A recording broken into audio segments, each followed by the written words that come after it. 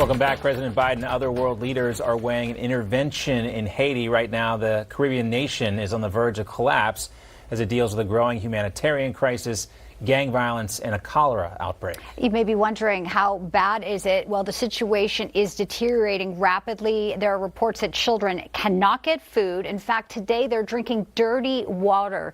These are some of the images sent to us by the Jack Brewer Foundation. Jack's a great friend of the program. The foundation feeds more than 3,000 children in Haiti, but unfortunately, they right now today cannot get the food and the resources delivered to these children due to gang violence and complete lawlessness in Haiti. Joining us now is Jack Brewer, retired NFL player and entrepreneur and philanthropist. Jack, great to have you with us. Hi, Jack. Great to be back with you, John. So, Jack, we've talked about this for a long time, and, we hear that the Biden administration and other world leaders are weighing intervention. But what we've seen in the past is these large-scale attempts to help out Haiti haven't gone well. Why is it that you guys and your organization are able to make such an impact with these Haitian orphans when big non-governmental organizations, and we saw the concerted effort with President Clinton and President Bush trying to rehab Haiti, that didn't exactly work out well. So why are you guys able to make a difference when we see bigger players run into problems? In situations like this that are so deep, right? When you're talking about extreme poverty, you have to be with the people on the ground, actually touching them. You can't just have folks who are working for large organizations making hundreds of thousands, even millions of dollars, some of the top executives. You're just not going to be able to go there and rid corruption. And in places like Haiti, where people are so desperate and poor, and poverty is stricken everywhere, you really have to be able to have people that are there for the right reasons, to be quite honest with you. You can't be there just to go out and fill your pockets and try to get these massive government contracts like so many of these agencies do. You have to go there with the heart and be there to serve God and serve the fellow people, because extreme poverty is real. There's folks that right now, they live off of $1 or $2 a day. And when they can't get food and water, they have to watch their kids starve. And that's exactly what we're seeing right now on the ground. In this day and age, to hear that is awful. I'm worried about the kids. I'm worried about the lack of attention. And as you point out, Jack, we do have to call it out. There are a lot of NGOs that are getting a lot of attention along the southern border to bring in legal services so illegal migrants can come in and try to, just come in across the open border. We see Xbox being given in New York City to these camps. Yet we have children here who, you said they're drinking dirty water. How are we not doing something more as our nation, as Americans? It's terrible. And as I look at these pictures, actually, two of those pictures are Malawi, and it's not Haiti. Someone must have sent them by mistake. But that doesn't matter. These kids are in desperate need right now. I got a call just last week.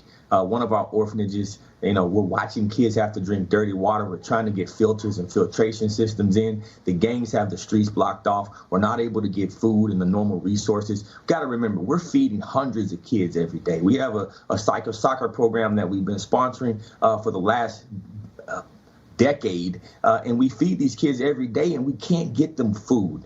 And so just to think about laying your head down at night knowing that these kids depend on us, our organization, to feed them, breaks my heart. It's hard to hold back tears when you really think about having to put these poor kids that are born into poverty. They did nothing wrong. They didn't commit a crime, but the politics that get involved. And then when I hear even people from Haiti, the diaspora, and all these conspiracy theories and who's giving guns and what America's doing and what all these things, who cares about any of that? At the end of the day, if someone's going to be violent enough to keep young kids from getting food and basic things that they need to be smoked out and rooted out by whatever force can come in and do that. No one should be born into these type of situations. So as Americans who are paying tax dollars that are going into places like Haiti, going into countries like this that are that corrupt, we need to demand as taxpayers that righteousness is kept, law and order is kept, and corruption is wiped out across the board with the taxpayers' dollars in the United States of America. Well, Jack, we didn't mean to highlight the work that you're doing in Malawi as well, but just another reminder of everything that you do, the Jack Brewer Foundation does. And, your point is not lost on us. It is about kids and their future. And, it's if we can't create or help create a situation in Haiti where these kids feel like they have a future, then we're just going to see the immigration problem continue to get worse. And, we see this all the time right off the coast of Florida, Jack, these boats showing up with Haitian migrants. They show up on the southern border, too, but they're coming here. These are people who feel like they don't have a future in their own country right now. That's right, John. John, with the tens of millions we put into Haiti, we need to be there helping them build a corps of engineers so that they can help themselves, so that they can empower their own selves. When a disaster happens, they can build their own bridges and tunnels. But right now, they're a dependent nation, and half of the people that have the brain capacity to go out and leave the country, they leave and come here because they don't want to live in corruption. Now you're leaving the poor and disabled there to die and starve while we're continuing to feed money to that island. It's ridiculous. We need to have better policies when it comes to our foreign aid to the third world. Right, and building the resources there so they can stay in their homes with their families and create the next generation there that's, at least able to do a little bit better than what their parents have done. That is the hope, And we can't say this enough, Jack. You do so much amazing work, and we are always happy to highlight it here on this program. Thanks for being with us. No, thank you too, man. God bless you. God bless Newsmax, man. Thank you, Jack. Thank you, Jack. So powerful. Yeah.